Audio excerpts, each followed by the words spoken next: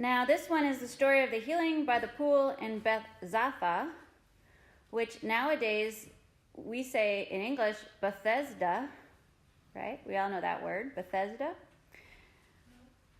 Well, the area being described today is what is called an Asclepion. And I've been to one. An Asclepion is a place for healing, specifically related to the Greek god of healing, Asclepius.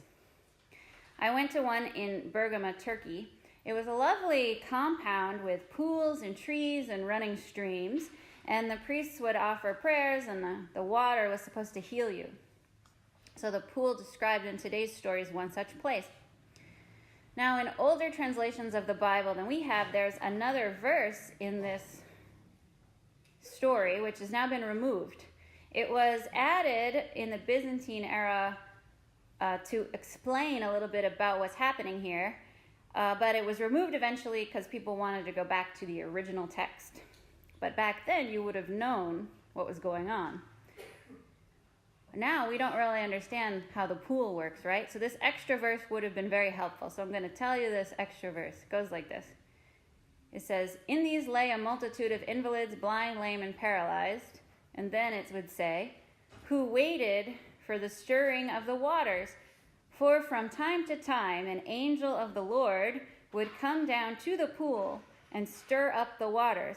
Whoever got into the pool first after the troubling of the waters was cured of whatever sickness he had. One man was there who had been ill for 38 years. So that makes more sense now, right? So this pool, called Beth-zatha, which means house of mercy, was not actually quite a merciful place. The man had been ill for 38 years, and nobody would help him get in the water. Whenever the water stirred, someone else would run in front of him, and he would have to lie back down and wait some more. So this is not mercy, but this is what the system was. And people didn't know any other way. They didn't try any other way, so they just kind of said, that's how it is. But Jesus offers something different. So Jesus asks the man if he wants to be healed, heals the man, and then tells him to take up his mat and walk. And when he tells the man to carry his mat, he is breaking the Sabbath law, because carrying your mat on the Sabbath was against the law. Now, this man doesn't know who Jesus is. He doesn't thank Jesus at all. And later on in the story, he actually turns Jesus in for healing on the Sabbath to avoid getting in trouble. Now, in this story, Jesus is purposefully breaking the rules to stir up some trouble in the town. Because in the Sabbath law, you were allowed to heal someone if it was an emergency. The example they use is if one of your sheep falls down a well, you're allowed to get it out because it's suffering, right? But if you're sick with a cold, that doesn't warrant breaking the rules. So this man had been sick for quite a long time. The thinking was that Jesus could have easily waited until sundown to heal the man. He instead chooses not only to heal the man, but have the man carry his mat as well, which draws extra attention to the situation. The healing in this story is kind of secondary to the point of the story. Jesus sees the system that is broken, and he's trying to change it. I mean, imagine being so ill that your last resort is to go to this pool, and you have to sit next to it and wait until the water stirs, and then fight everyone else to be the first one in, and then you'll be healed. I'm a little skeptical of the idea that the water would heal you at all, but that's me. We'll assume that the water would heal you. So if you were very ill, someone who actually really needed this help, you probably wouldn't get anywhere near the pool, because someone less ill, younger, or faster, who has friends with them, will always beat you there. And then you will shrug and say, oh, well, that's the way it is, and sit back down on your mat. But it doesn't have to be that way. That's what Jesus is saying. You don't have to go into the pool.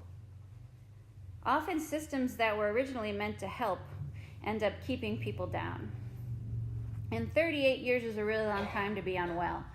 So when Jesus asked the man a strange question, do you want to be made well? Jesus does not usually ask people if they want healing.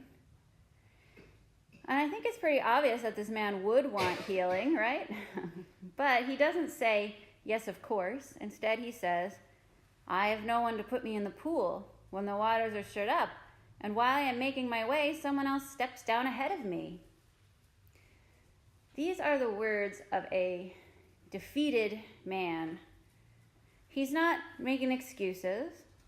And Jesus is not testing him or implying that he doesn't want to be healed.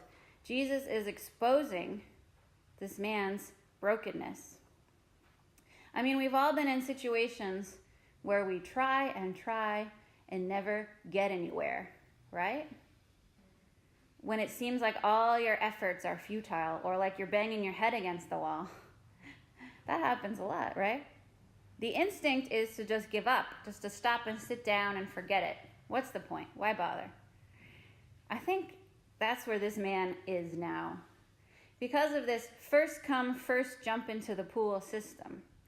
If it was a fair system, people would line up in order and go into the pool one by one or help each other in the pool or, like kind people would. That makes sense.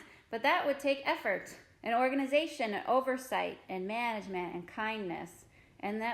So it's easier just to let people fight it out like dogs. It's easier, but it's not the right thing. And our systems today are not that different from this pool system, right? Think of the idea of the American dream as the pool. We are taught that we can achieve this house, car, and 2 kids in the suburbs, and that's our ultimate goal in life, and that it's attainable no matter what your economic status. And it's not. I mean, it used to be that you could graduate high school and then get a good job and have a house and a car and insurance and whatever. And people would come to America from other countries ready to work hard and also get that dream. And often it worked, and now it doesn't seem to work anymore, but we hold on to that idea. Now you can get out of college and have to work 3 jobs, 60 hours a week, and still not be able to afford food, and then get called lazy. And on the other end of the spectrum, many people live on fixed pensions or Social Security, right? And those payments do not increase. But what else increases? Everything else increases, right? There has to be a different way to do things. We can't just keep sitting on the edge of this pool and then fighting each other to get in. Jesus saw how this healing system was broken. The sick people really never had a chance to get near the water. So Jesus heals the man, and in doing so, he breaks the Sabbath law and draws attention to the injustice of the situation.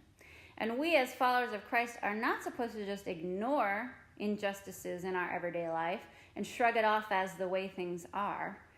We are supposed to speak out against the broken system and then work to change it and to make it better, to make everything more fair and loving and kinder.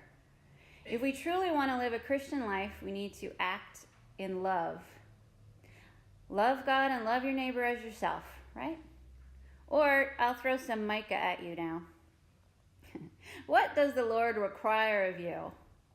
To seek justice, love mercy, and walk humbly with your God. In the name of the Father, the Son, and the Holy Spirit.